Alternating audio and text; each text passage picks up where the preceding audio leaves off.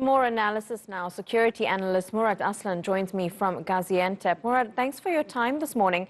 Now, as we have been saying, there's certainly an increase in attacks in Idlib.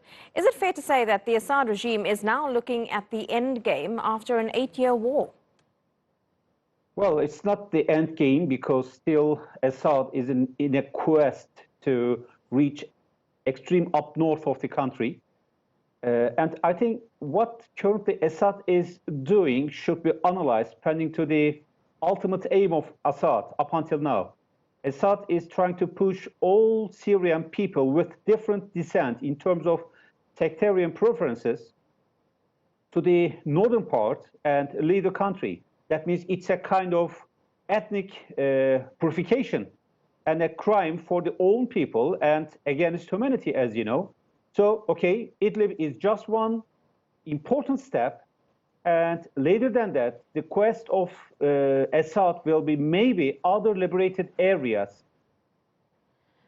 Okay, and because of what's happening in Idlib at the moment and in other areas in Syria that are not under regime control, many people are fleeing. They're coming closer to the Turkish border. But of course, we know that Turkey already holds 3.7 million refugees. It's going to be very difficult for Turkey to take in more people. And I understand that you've been holding workshops with Syrian civil society organizations. What have they been telling you about how Syrian people feel about being in Turkey and Ankara's operation in Syria? Yesterday, we held a workshop with Syrian civil society organizations. They were the biggest 5 organizations who are really active in Syria.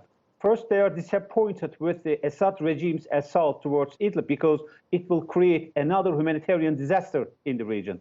Another issue, they are disappointed and hopeless because European Union and Europe cut the humanitarian aid, especially the regions in Syria that are under control of the Syrian army.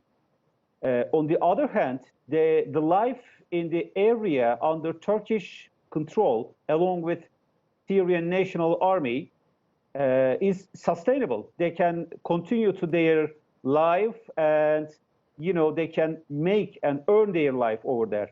So, okay, it's a kind of happiness, but also sadness mixed at the up north under Turkish control. Okay, lots of mixed emotions there. And one of the big players in Syria is, of course, Russia. We know that a low-level Turkish delegation is in Moscow at the moment, holding talks with Russian counterparts. Idlib will surely be one of the main talking points. I mean, there have been many occasions where ceasefire agreements have been reached. What's expected to happen at this meeting? Up until now, the policy of Turkish side was to persuade Russians to urge Assad that he should stop the aggression in the region. The argument of Assad regime and Russians were HTS, Hayat Tahrir Sham, was in a hostile, preference against Russians and regime forces. But after Ankara summit, HTS is under control and did not act against Russians and Assad. Then why Assad is currently conducting attacks to the Idlib cities, mainly without any discrimination and targeting civilians? So that's the main question. So the main strategy will continue for Turkey to persuade Russians to stop aggression and have the Idlib a kind of heaven for civilians. Okay, interesting to see what comes out of those talks. Security analyst Murat Aslan live to us there from Gaziantep. Thanks so much for your time.